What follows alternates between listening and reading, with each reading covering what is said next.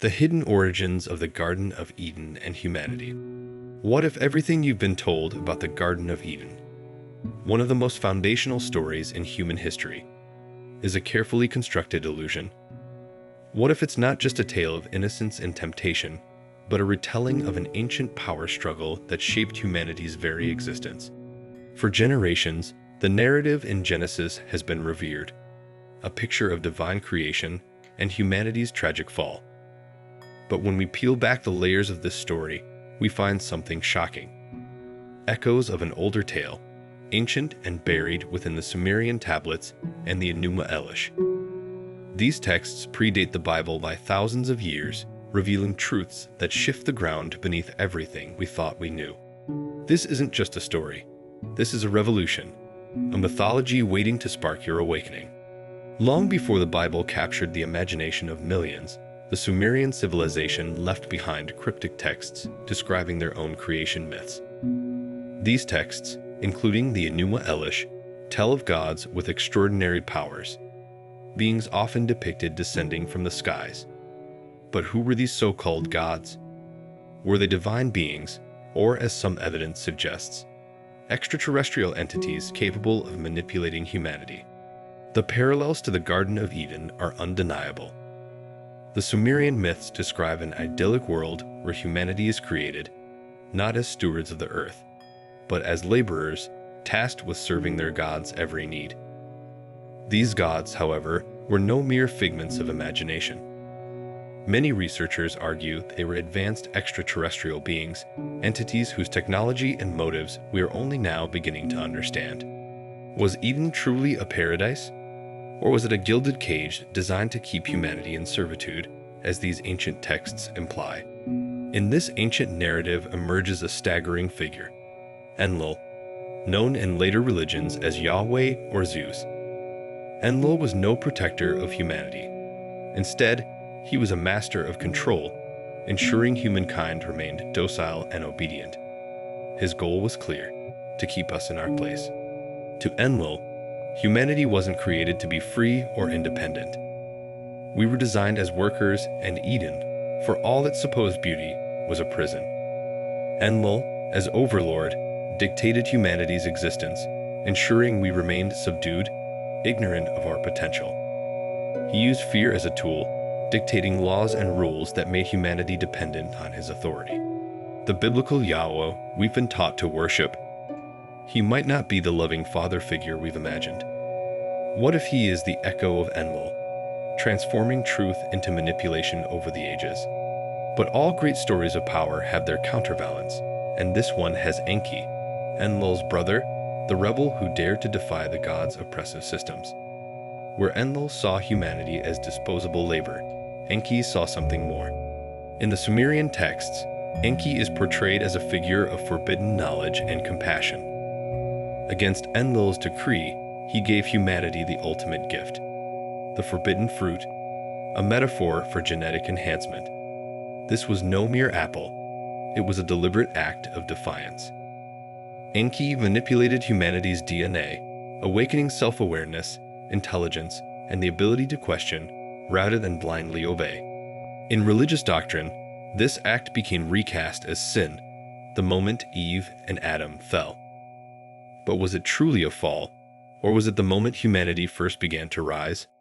If we return to Sumerian accounts, the evidence grows clearer.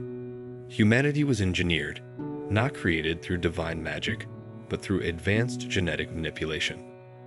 Enlil and the other Sumerian gods were sophisticated beings who designed us to toil for them. In many of these texts, it's made clear that humanity was a project of convenience. The gods, like weary architects, tired of working the earth themselves, sought to create a subservient race. Enki's involvement in this process, however, took this creation beyond servitude. The forbidden fruit is often thought of as a symbol of temptation, a fall from grace. But through the lens of Sumerian mythology, a startling perspective leaps forward. What if the forbidden fruit was knowledge, coded not in metaphors, but in DNA itself? Enki's genetic gift allowed humanity to see the world in shades beyond their master's control: good, evil, freedom, and repression. This moment redefined humanity, granting humans the tools to think independently, to build civilizations, to rebel against being mere pawns of their gods. The so-called original sin wasn't disobedience, it was evolution. The figures from Sumerian mythology didn't disappear with the fall of their civilization. Instead, they reappeared in other cultures under different names. Enlil became Yahweh, Zeus, and later iterations of authoritative, dominating deities. Wherever you look across ancient religions, fragments of these gods persist, hinting at shared origins. The idea that they were divine beings overlooks another possibility entirely. They were extraterrestrial entities, moving from one culture to another, rebranding their authority each time. Is it any wonder the gods of all major religions share such startling similarities? But what about the concept of a true god, the creator beyond all creations? If the Sumerian gods were extraterrestrials, they could not have been the absolute source of life. Here, we come to a profound realization. The real God isn't a being looking down from the clouds. The real God is all-encompassing, the universe itself, the singularity that binds everything. The ultimate creator isn't a deity concerned with servitude, but the infinite, pulsating oneness that connects all life. This understanding shifts our entire perspective from dependency on anthropomorphic gods to recognizing the divinity within the fabric of existence itself. To maintain their dominion, the gods of old and their echoes in religious institutions employed manipulation. Ancient psychic operations transformed narratives like Eden into tools of fear and docility. The idea of sin was crafted to cage the mind. The promise of paradise became a carrot, the threat of hell the stick. For thousands of years, these tools have kept humanity in line, a species afraid to question, conditioned to obey. But what if we broke free of this conditioning? What would humanity look like unleashed from its invisible chains? Those chains are already slipping. Enki's ancient act of rebellion planted the seeds for humanity's awakening. With every generation, we inch closer to reclaiming the forbidden knowledge suppressed by those like Enlil, eager to keep us blind. The DNA sauce Enki gave us was more than a gift. It was a call to evolve, to recognize our divine potential, and to rise above artificial limitations. His legacy is one of self-awareness and freedom, urging us to question narratives designed to bind us. Humanity was never meant to be enslaved.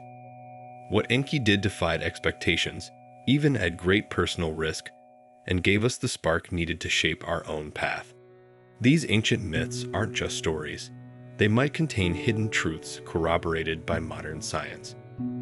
The idea of extraterrestrial beings manipulating DNA or guiding evolution doesn't seem so far-fetched when examined alongside modern theories about panspermia and the origins of life.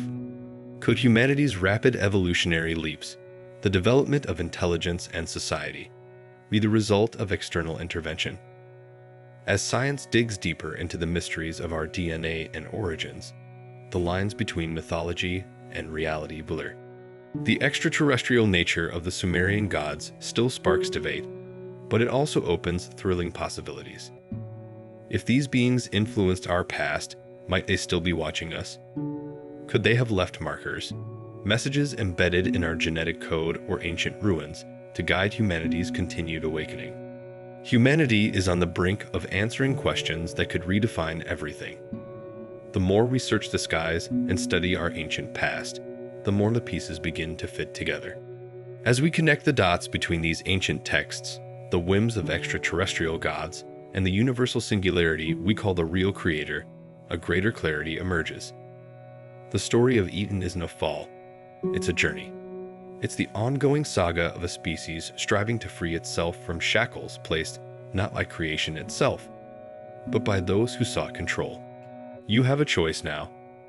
Will you cling to old narratives crafted for obedience, or will you dig deeper, question, and reclaim your truth? The story of Eden isn't just mythology. It's a key hidden in plain sight.